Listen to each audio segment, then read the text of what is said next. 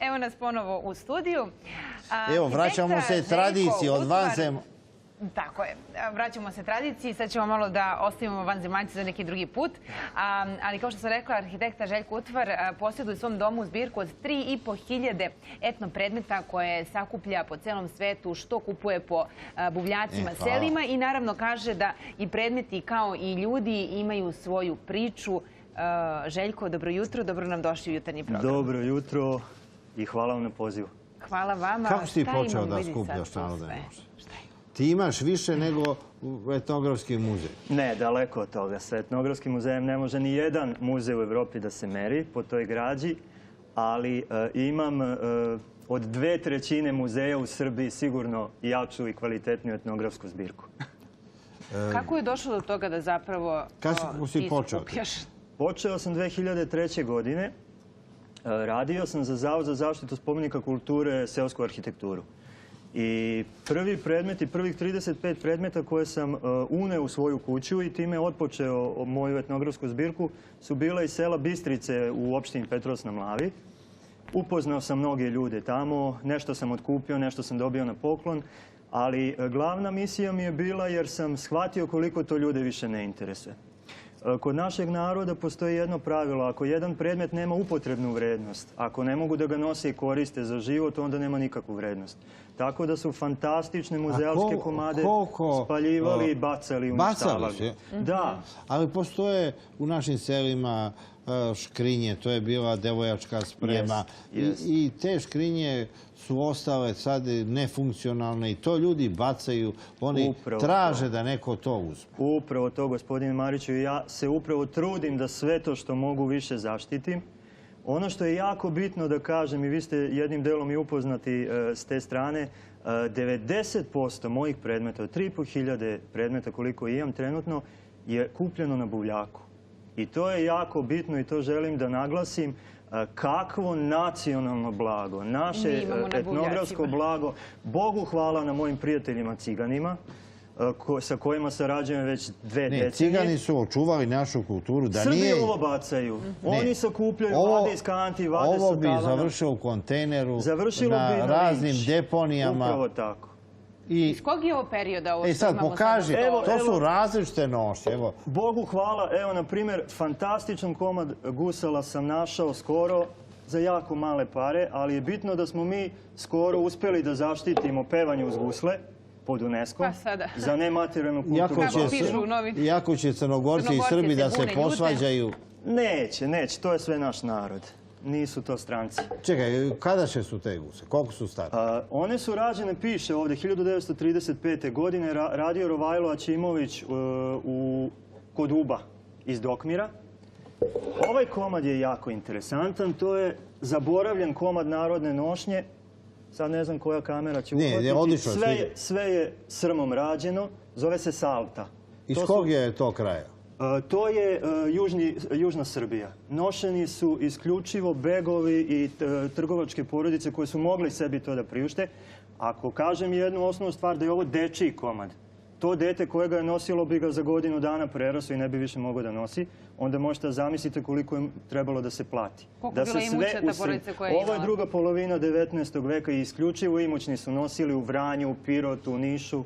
Ali kad ste rekli da sve ima svoju priču, evo zaista sedim, gledam ovo i razmišljam se šta je ovo jelek? Ovo je najlepša srpska građanska nošnja iz Prizrena. Okreni da imamo. To je srpski carski grad, sav je rađen. I ovo nije dečiji, ovo je devojački jelek.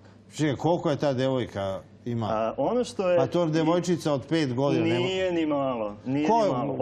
Ovo je lep otvor za jednu dobru ruku. Čekaj, da vidimo da li Katarina može to da bude. Ne može. Pa ja baš... Čekaj, nema. Treba biti rođena za tako nešto. Srbi su bili jako mršavi. Bili su niski u odnosu na današnju decu, koja već sa 20 godina dosegnu 2 metra. Zašto? Zašto nisu imali GMO hranu? Imali su prirodnu hranu. Čekaj, kakav je taj drugi jelek? To je devojački. Ovo je iz centralne Šumadije najlepši tip jeleka. To je inače Mačva, okolina Šapca. Ovo bi se uvuklo. Sav je rađen od zlatne žice.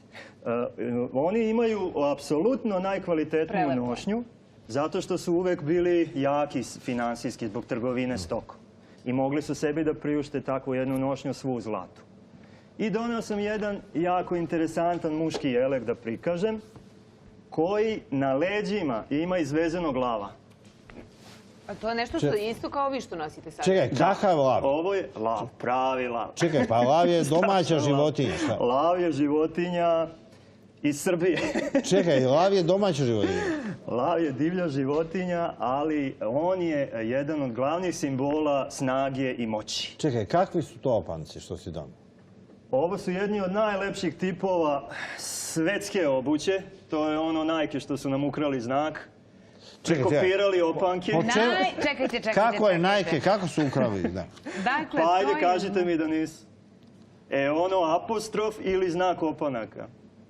Ne, Nike su nas pokrale. Ovo je najlepši tip arhaične muške obuće. I isključivo su muškarci nosili sa šiljkom ili kljunom. Je to letnja obuća?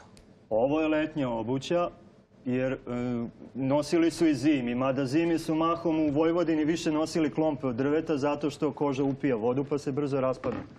Ali evo, možda i ti ne znaš. Da.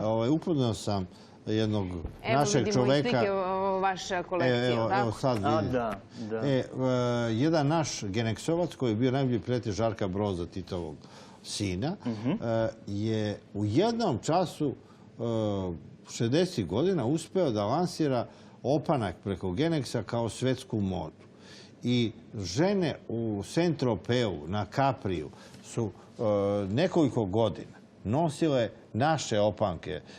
Ima snimak Jackie Kennedy koja dolazi sa decom na Kapri i ona nosi ove naše opanke. Međutim, kako je ušlo u svetsku modu, tako su izašli. Evo, recimo, ovo je tvoja kolekcija. Jeste. Nije to, gospodine Mariću, pitanje sveta, pitanje je nas. To prvo mi moramo da kod nas stabilizujemo i da prikažemo i da kažemo koliko je značajno. Čekaj, ovo je sa grbom... Ovo je srpska kruna, ovo je jako redak pirotski ćilim iz 1890. godine. To je iz dinastije Obrenović. Ovo su preslice. Imam preko 280 komada preslica. Sve su zaštićene, konzervirane. Stare fotografije ljudi u narodnim nošnjama, kako su nekad se oblačili. I kad ćeš ti da Beograđanima prikažeš ovu kolekciju? Ja se trudim 15 godina već na sve moguće načine. Evo, još jednom vam se zahvaljujem i s ove strane što ste mi izašli u susret. Da to izađe u javnost, a apsolutno do sada ni dinara nemam nikakve zarade od toga. Samo sam davao svoje pare.